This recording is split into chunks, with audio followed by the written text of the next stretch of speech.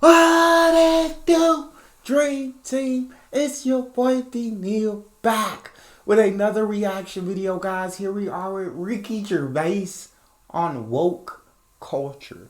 Before we dive into this, y'all know what I need y'all to dive into. That's that subscribe button, ring notification bell, get a video a thumbs up so it gets suggested. I'm so hyped to hear Ricky Gervais talk about woke culture and rip it apart. So here we go. When someone says to me about another comedian, they say, oh, they're not funny. Even if I agree with them, I stand up and I say, well, you can't say that. You've got to say, you don't find them funny, you know. And I hate it when people say, that joke was offensive. I got to say, no, you've got to say, you found it offensive. Because it's all about feelings, and feelings are personal. And there's loads of types of comedy, and comedy evolves, you know. There's a new type of comedy at the moment called woke comedy, right? No, it's very progressive. I do, with everything you're saying so far, I do agree with, because certain people are going to find certain things offensive. What offends you may not offend me, and what offends me may not offend you. So yes, when he says, you say, I found that joke offensive, you can't just say it's offensive flat out for everybody. You can say, I found that joke to be offensive, and so that was not funny to me. I understand that. You know, there are some clubs now where the comedian has to sign a thing saying he won't say anything contentious or he won't say anything that could offend anyone. It's a safe space for the audience. Woke comedy. And I don't know how I feel about that, dog. But, I mean, I guess I have no right to judge. If that's what people want to go out and see, that's what they want to go out and see. That makes them happy to see. I want a comedian who's going to say any and everything. That's going to be on the borderline of being canceled or not. But if people want to go enjoy woke comedy, I understand that as well. Go enjoy what you want. I tried to watch a bit of it, and I decided I'd rather watch Louis C.K. masturbate. Can't mention him anymore. He's cancelled. Not enough to apologise and move on. You got to. And the big controversy last time I did it was a Caitlyn Jenner joke, right? Oh, outrage on Twitter the next day. And by outrage, I mean a couple of people going, it was transphobic. It wasn't transphobic in the slightest. It was a joke about a trans person, but the joke had nothing to do with that aspect of her existence. And that's the other thing about offence. People get offended when they mistake the subject of a joke with the actual target. And they're not necessarily the same. I'll tell you the joke. You make your own minds up. Right. Tell me the joke. So.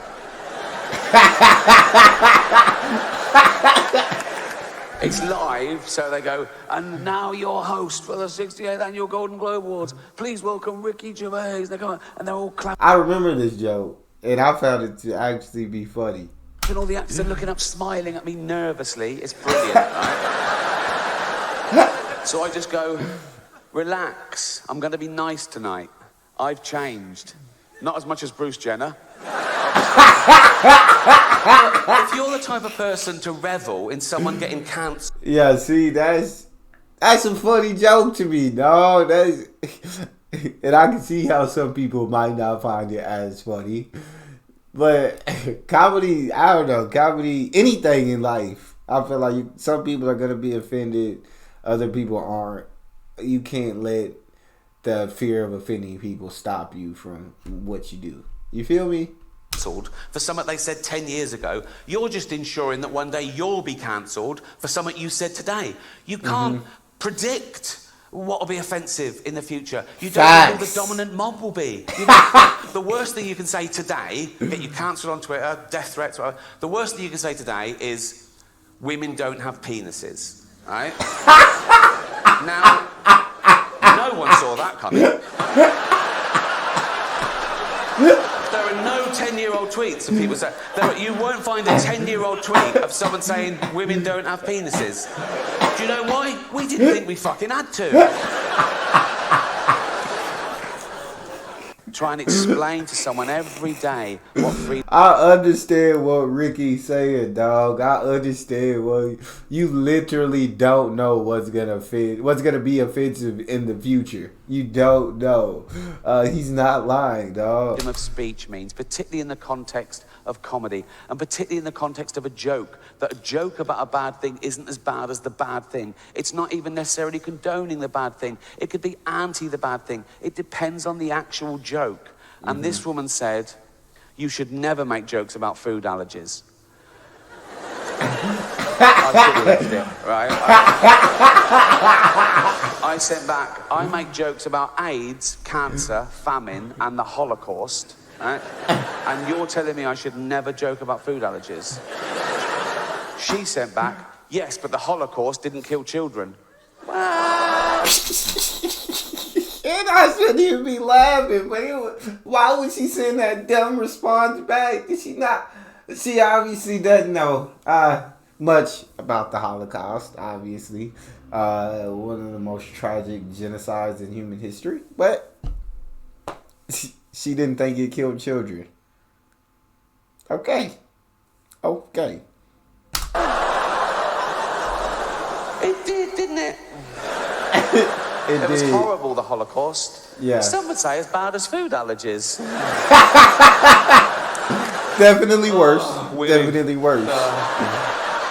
Not all women. I mean the old-fashioned ones. You know, the old-fashioned women. Oh, God. You know, the ones with wombs. Oh. Those fucking dinosaurs. No, I love the new women. I know the new women. They're great, aren't they? You know, the new ones we've been seeing lately. The ones with beards and cocks. They're as good as gold. I love them. No, it's the old-fashioned. And now the old-fashioned, they go, oh, they want to use our toilets. Why shouldn't they use your toilets? For ladies. They are ladies. Look at their pronouns. What about this person isn't a lady? Well, his penis. Her penis, you fucking bigot.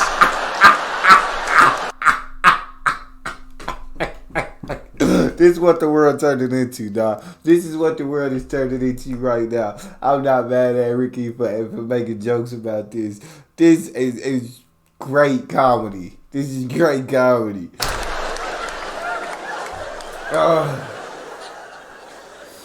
What if he rapes me? What if she rapes you? You fucking turf whore.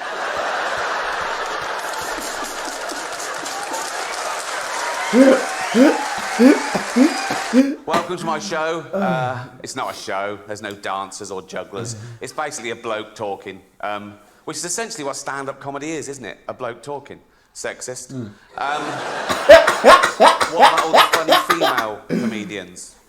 Like, No. Right. No. I'm not doing that. Okay, right. That was irony. There's going to be a bit of that throughout the show. See if you can spot it, okay? Now, that's when I say something I don't really mean for comic effect, and you as an audience, you laugh at the wrong thing because you know what the right thing is. It's a way of satirising attitudes. Like that first joke, I used the old-fashioned sexist trope that women aren't funny. Now, in real life, I know there are loads of funny women. Like, I did it again. Well spotted. Good. But these people are virtue signalling. They're trying to bring people down to raise their own status. And they say it's because, no, we're protecting minorities. Like, they're basically saying minorities haven't got a sense of humour, which is so patronising. And I get that. We definitely have a sense of humor.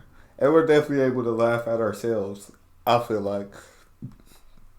I've seen this. I think a comedian may have said something. Somebody said something that may have been offensive to a minority or something like that, and the person who was most offended by this joke was like a white woman or something. Like it was something around that context, and I found it incredibly funny. But like, yeah, I feel like, guys, just on planet Earth, you gotta have a sense of humor. And that starts off with, you got to be able to laugh at yourself. If you can't laugh at yourself, you're going to have a tough life. It's going to get rough. Be able to laugh at yourself. Be able to have a sense of humor. Don't be offended by so much. Don't be offended by little things. Don't let somebody else's words have the power to control your emotions. You feel me? Don't give them that power. So, maybe if you don't like something someone say, you remove yourself, but right, you don't have to like throw a whole fit about it or anything like that. There is some things that you have to stand up for. I'm not saying that don't stand up for anything. There is, but guys, some of the things that people are getting canceled over, that people are getting upset about, is just like, you gotta let it go, dog. You gotta let it go. That as well, what it's like to be outnumbered. In this country, we're still only 5% black, 5% Asian, 5% LGBTQ, you know, tiny numbers. Now, I'm a white, heterosexual multi-millionaire, right? There's less than 1% of us.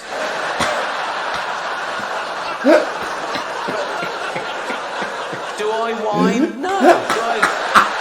I don't mind. I just get on with it. Come on, Rick. Come on, Rick. Just keep I'm like Rosa Parks. Do you know what I mean? I'm like... Except I fought for the right to never have to take a seat on a bus. Oh my. This is me pondering whether they'll change any of the words I've used in my work after I'm dead. To spare those who are fragile and easily offended, words like fat and ugly. I don't cuss, so I'll let y'all read that. And fat, ugly, greedy, pathetic, little stupid. Okay. Okay.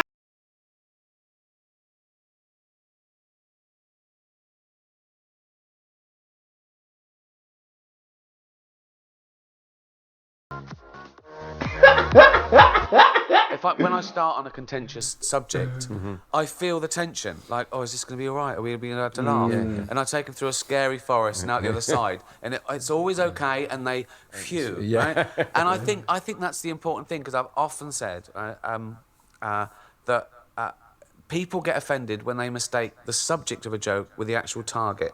And they're not necessarily the same thing. You can make jokes about any subject. It depends what the joke is.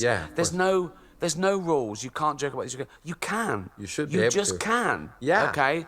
And there's nothing sacred. Well, that's really. the point. There's nothing sacred. So everything should be subject to ridicule. Yeah. I mean, even just to force you to understand, think about it more. I know.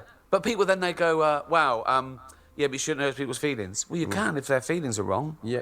You know, if you don't like the facts, don't change the facts, change the feelings. Yes. You know? I did think of adopting for a while, a little third Facts. If you don't like the facts, don't change the facts. Change your feelings. world child, because that would tick all three boxes, wouldn't it? You know? You think of it like, one, I wouldn't be adding to the population problem. I'd be alleviating an existing problem. A young kid born through no fault of his own into abject poverty. He would have died without me. I can literally save his life and give him a great upbringing, right? Two, he would be grateful, wouldn't he? Yeah. He'd want to pay me back, wouldn't he? Particularly if I let him know that all the other kids in the village, they weren't so lucky, they didn't make it out. I'd tell him that early on, so he really bucked his ideas up.